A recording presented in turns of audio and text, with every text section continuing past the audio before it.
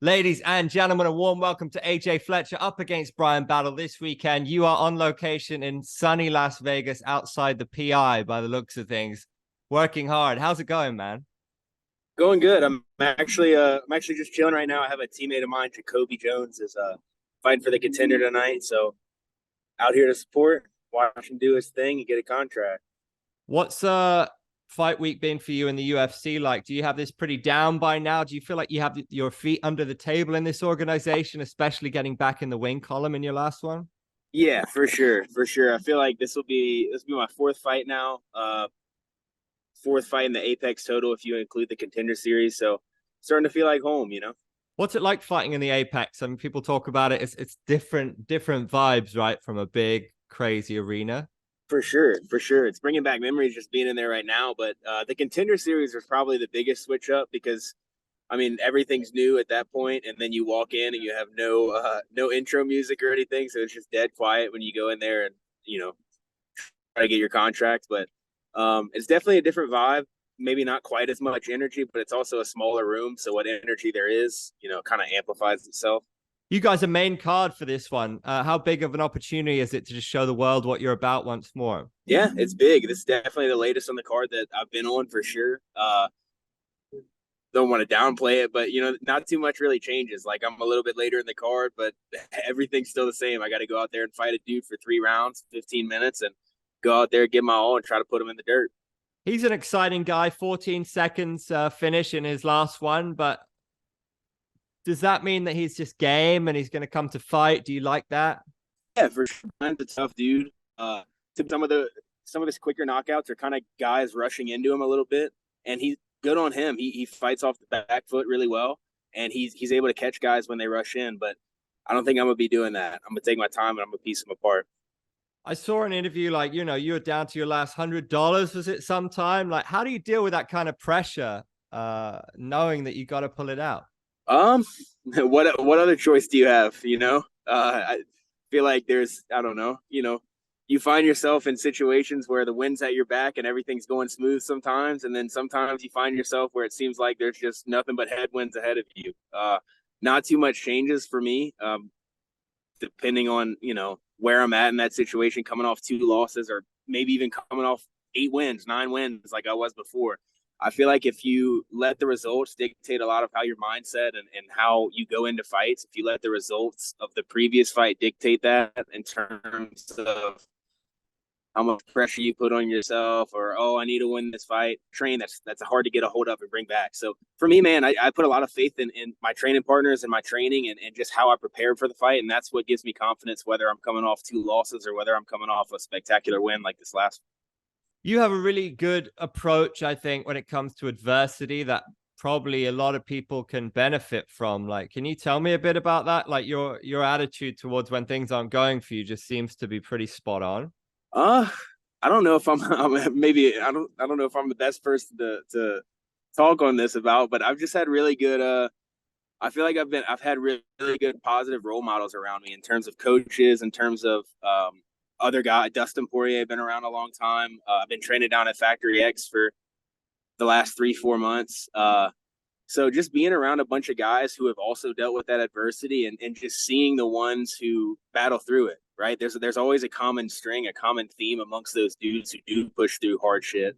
And I think, to be honest, the moral that I get out of watching these guys and learning from a lot of these guys is just not to get too high and not to get too low.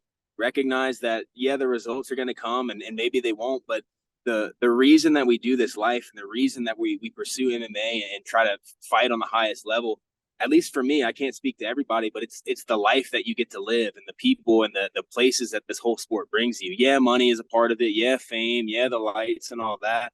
But if you're not doing it day to day for that life of what the life of a fighter is, it's hard to push through those tough times. If I was to try to give advice to anybody, and guys, don't take my word on this, take everything with a grain of salt. But it's find what you like to do, where it's the life that you like to live, where even if it gives you shitty results sometimes, you still love the life that you live. And to me, that's what's kind of going to hold you over and really push you through those tough times.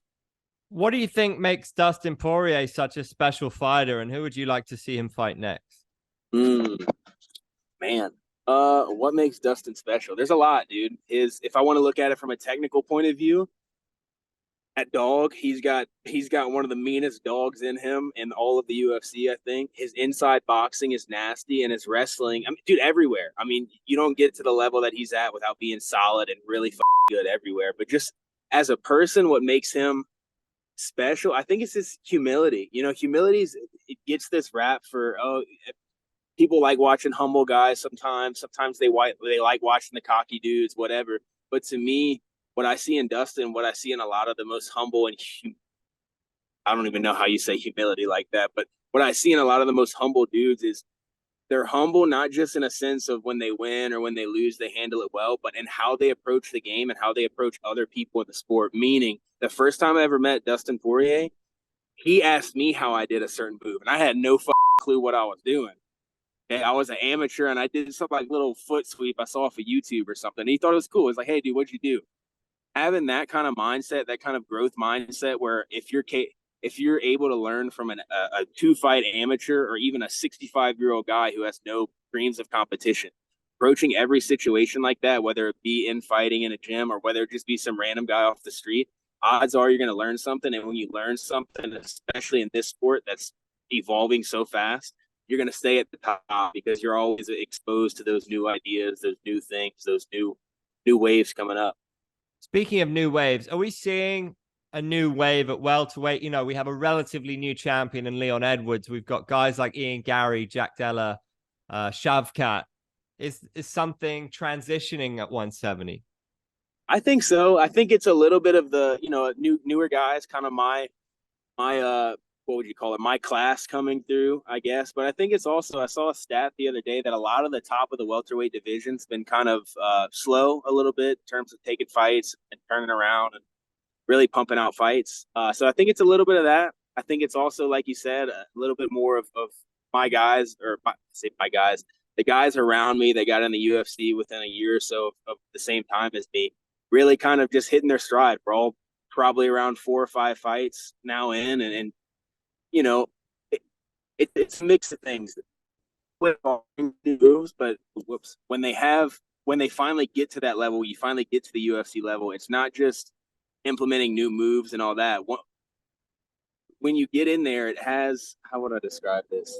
Uh, you bring your new moves, but you also refine and you realize like what works with against guys at this high level. That makes sense. And I feel like we're finally just starting to see that period where Jack Della's starting to mature a little bit. I'm starting to mature a little bit. Bryan Battle's starting to mature a little bit. And we're kind of finding our own as fighters now, as we're starting to get 4, 5, 6 fights in. Who's the one guy in the top 15 that you absolutely have to fight one day? Oh shit, dude! I could not even name the top 15 right now. But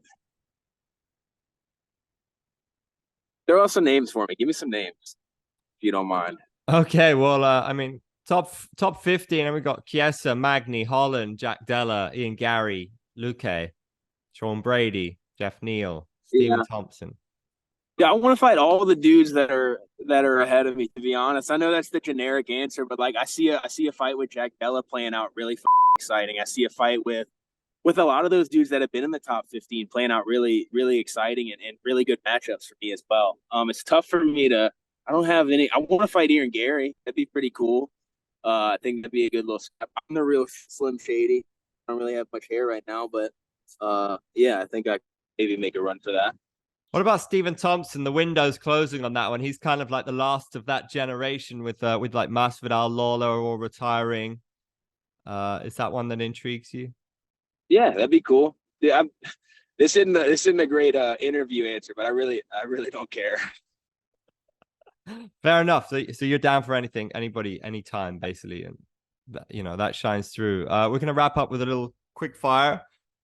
Who's the best wrestler right now in the UFC? Got to put Kamzat up there for sure. Islam's up there. One of them two. Somebody like that. Who's the funniest? The funniest. Derek Lewis. Who's the most annoying? It's a tough one. There's a lot. There's a lot of people. Uh, I don't want to give him any shine. Okay, who's the best looking fighter in the UFC? Go Dustin Poirier. Shout out, homie.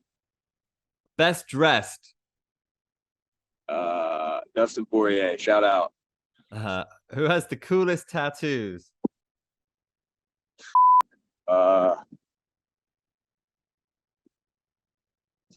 I don't even know, bro. You can pass. You can pass at will. Who would you most like to have dinner with? Dinner with Conor. I got one question for Conor. What would you ask him? I want to know if you go back and you look at his debut fight versus Marcus Brimage, he walked out to Ali Bomaye, song off of the Muhammad Ali movie, Will Smith, where he's running through the village and all the people are following him. I want to ask why he chose that. That makes sense. Because I think he had something, I don't know. I think something switched with him about after the Khabib fight. And I want to see what was in his head with that first ball. Interesting. Who do you think has the best hands right now in the UFC? Dude, Jack Della's up there. I like watching him a lot. I don't know if I'd go best in the UFC, but he's up. He's just somebody who comes to mind recently. I don't know. Yeah, I just name right there, recent name. Who's the most interesting female fighter right now?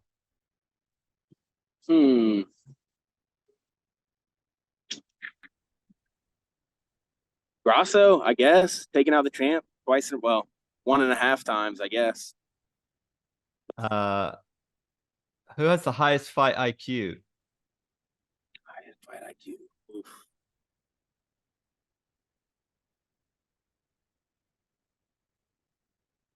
I don't know, man. Yeah, pass. I don't know.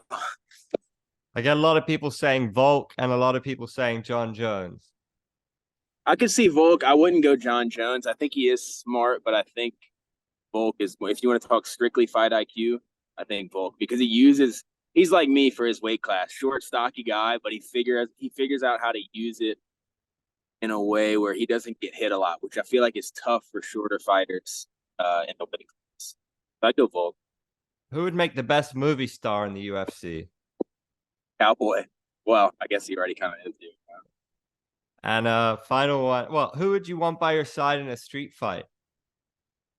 Street fight. Probably Mike Perry. Nice, good call. Bare knuckles flying. And who would be your dream fight in any weight class, past or present? Dream fight, any weight class. Robbie Lawler. For sure. Good call. Bryan Battle said the same thing, actually, I think. So oh, shit. That's interesting. Yeah, mate, good luck. It's a pleasure. It's good to speak to you. Enjoy the sunshine. Have a good one.